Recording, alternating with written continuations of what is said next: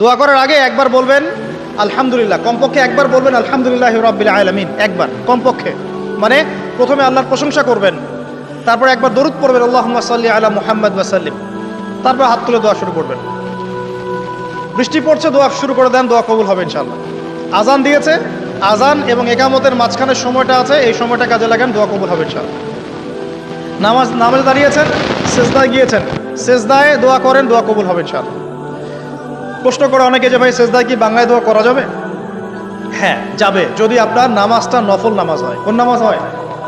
ফরজ নামাজে করবেন না, নফল নামাজে করতে পারেন ইনশাআল্লাহ। প্রসব বেদনার একটা সেকেন্ড, এক সেকেন্ড 1 মিনিট প্রসব যে বেদনা মায়ের হয়, এর ঋণ আমরা সারা জীবনে শোধ করতে পারবো না। পারবেন? এই কারণেই মায়ের পায়ের নিচে জান্নাতের কথা বলা আছে।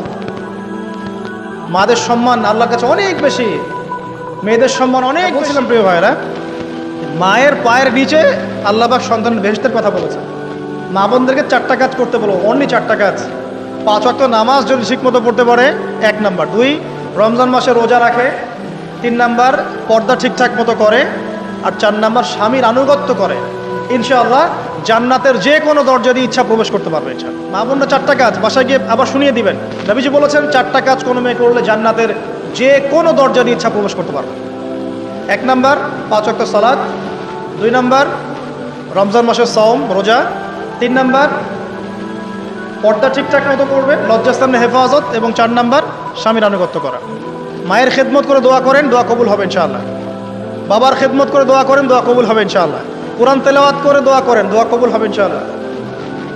মনে করেন শেষ রাতে উঠেছেন, মানে শেষ রাত বলতে বোঝাচ্ছি এই ধরেন যে 2টার পর থেকে, এখন 2টা 2:30টার পর থেকে নিয়ে ফজর পর্যন্ত শেষ রাতে উঠেছেন, এই সময় আপনি যা দোয়া করবেন ইনশাআল্লাহ কবুল হবে। হ্যাঁ বলতে বাধ্য হচ্ছি, এখনকার তরুণ সমাজ ওই 2টা 2:30টার দিকে ওই যে কার কার খেলা থাকে, ওই খেলাগুলো দেখার জন্য ওঠে, তাহাজ্জুদ পড়ার জন্য উঠতে পারে না। অথচ আল্লাহ পাক বলছেন কি, যে শেষ রাতে আল্লাহ পাক প্রথম আসমানে নেমে আসেন এবং আহ্বান করেন, কে আছো আমার কাছে কিছু চাইবে আমি দিব, কে আছো আমার কাছে রিজিক চাইবে দিব, কে আছো আমাকে ডাকবে আমি তোমার ডাকে সাড়া দিব, কে আছো আমার কাছে ক্ষমা চাইবে আমি তোকে ক্ষমা করে দিই। প্রিয় যুবক ভাইরা, আল্লাহকে মূল্যায়ন করতে শিখুন। এই সময়গুলোতে দোয়া করলে ইনশাআল্লাহ তাআলা আপনার দোয়া কবুল হবে ইনশাআল্লাহ। সবচেয়ে ইম্পর্টেন্ট হচ্ছে একটা, যেটা আমরা প্রত্যেক দিন পড়ি, প্রায় 17 রাকাত নামাজ পড়ি আমরা, ফরজ নামাজ। শুধু ফরজ নামাজের কথাই বলছি। এখানে আপনি 34টা সেজদা করেন, 17 রাকাত ফরজ, 34টা সেজদা করেন। প্রত্যেক সেজদায় যদি একটা করে দোয়া করতে পারেন ইনশাআল্লাহ আল্লাহ আপনার দোয়া কবুল। দোয়া কবুল করার কিছু জায়গা বলে দিলাম, বেশি বেশি দোয়া করতে হবে। আমরা উম্মার অবস্থাগুলোকে বুঝতে শিখব। এখানে এই 3 ব্যক্তি, এটা বলে আমি শেষের দিকে যাচ্ছি, একটু ধৈর্য ধরেন। এই 3 ব্যক্তি পড়ে গেছে গুহার মধ্যে। আমি বলছিলাম জেনা ছেড়ে দিলে তোমার দোয়া আল্লাহ পাক ডাইরেক্ট কবুল করবে ইনশাআল্লাহ। কিভাবে? এই দলিল দিচ্ছিলাম যে তারা বলছে আমাদের তো কোনো, আমাদের নেক আমল যা আছে এটা দিয়ে দোয়া করতে হবে, কোনো অপশন তো নাই বের হওয়ার। একজন বলছে যে আল্লাহ আমি আমার পিতা মাতার খেদমত করতাম, মাকে দুধ পান না করিয়ে কখনো দুধ পান করি নাই, আল্লাহ এই কাজটা যদি তোমার কাছে ভালো লেগে থাকে আজকে আমাকে এই বিপদ থেকে উদ্ধার করো।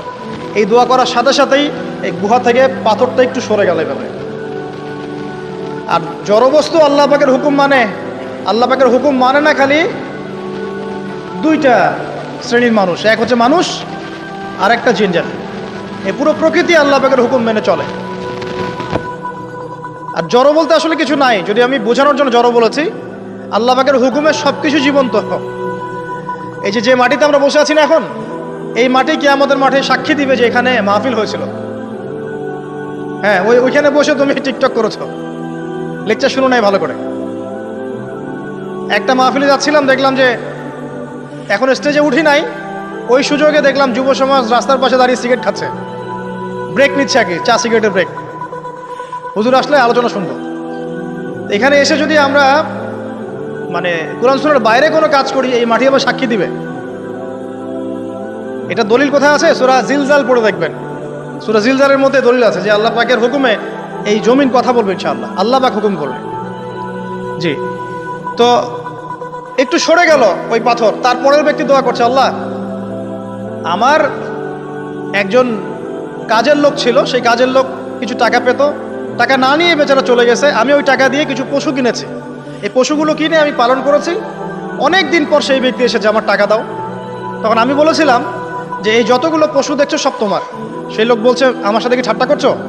বলছে, না ঠাট্টা করছি না, তোমার টাকা দিয়ে আমি পশু কিনেছিলাম, এই প্রজনন হতে হতে হতে আজকে এতগুলো হয়েছে, সব তোমার, নিয়ে যাও।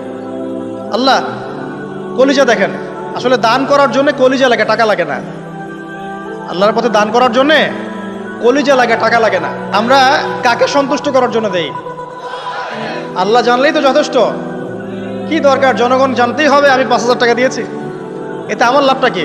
নেকি উল্টারও কমে গেল। উল্টা 7 শ্রেণীর মানুষ, একটা হাদিস আছে, 7 শ্রেণীর মানুষ কিয়ামতের মাঠে আরশের ছায়া পাবে। কিসের ছায়া পাবে? আরশের ছায়া, যে ছায়া ছাড়া কোনো ছায়া থাকবে না। ওর মধ্যে এক শ্রেণী হচ্ছে ওই ব্যক্তি যে এত গোপনে দান করে, তার বাম হাত জানে না ডান হাত কি দান করছে। এই ব্যক্তি আরশের ছায়া পাবে ইনশাআল্লাহ। তো দুনিয়া যদি উদ্দেশ্য থাকে, নাম প্রকাশ করা, জাহির করার উদ্দেশ্য থাকে, বা যদি এমন হয় যে এখানে লৌকিকতা উদ্দেশ্য থাকে, নেকি নষ্ট হয়ে যেতে পারে, সুযোগ আছে, চান্স আছে। তো এই ট্রেডিশনগুলো বন্ধ করলে মনে হয় ভালো হয়। এটা আমার পরামর্শ, বাকিটা বিবেচনা আপনাদের। আর এই ব্যক্তি বলছে আমি এই সব কিছু দান করে দিয়েছি। দেখেন, দান করতে কি লাগে? কলিজা লাগে, টাকা লাগে না কিন্তু। আসলে দান করতে কলিজা লাগে। অনেক রিক্সাওয়ালাকে দেখেছে আমরা, 100 টাকা দান করে দিল, মসজিদের জন্য দান চাচ্ছে, 100 টাকা দান করে দিল। আর অনেক দেখবেন বিত্তশালী, ঢাকা শহরে যাচ্ছি বনানী গুলশান দিয়ে, দান করতে চাইলে 2 টাকা দিচ্ছে, 5 টাকা দিচ্ছে। এমন হয় না? দান করতে কলিজা লাগে। আর একটা কথা মনে রাখবেন, আপনি যত দান করবেন আল্লাহ আপনাকে তত বেশি দিবেন ইনশাআল্লাহ। আল্লাহ পাকের খাজানা যে এত প্রচুর, আপনি দান করলে কমে যাবে এই চিন্তাই করবেন না কখন। তবে সবচেয়ে সেরা দান কোনটা জানেন? আপনার প্রয়োজন আছে এখন, এই প্রয়োজনের সময় দানটা হচ্ছে সেরা দান। এবং সবচেয়ে উত্তম খরচ কোনটা? সবচেয়ে উত্তম খরচ হচ্ছে আপনার পরিবারের পিছনে খরচ। আপনার পরিবারের পিছনে খরচটা আপনার সবচেয়ে শ্রেষ্ঠ খরচ। আর দান করে মধ্যম পন্থায়, এমন হবে না যে নিঃস্ব হয়ে গেলেন দান করে একদম, আবার এমন না যে কৃপণতা প্রদর্শন হচ্ছে, এমনও না। মধ্যম পন্থায় দান খয়রাত করবে ইনশাআল্লাহ। আর কিয়ামতের মাঠে মানুষ তার দানের ছায়ায় থাকবে ইনশাআল্লাহ। যে যত দান করবে ওই ছায়ার নিচে সে থাকবে। এই ব্যক্তি সব দান করে দিয়েছিল, যাও সব গরু ছাগল তোমার,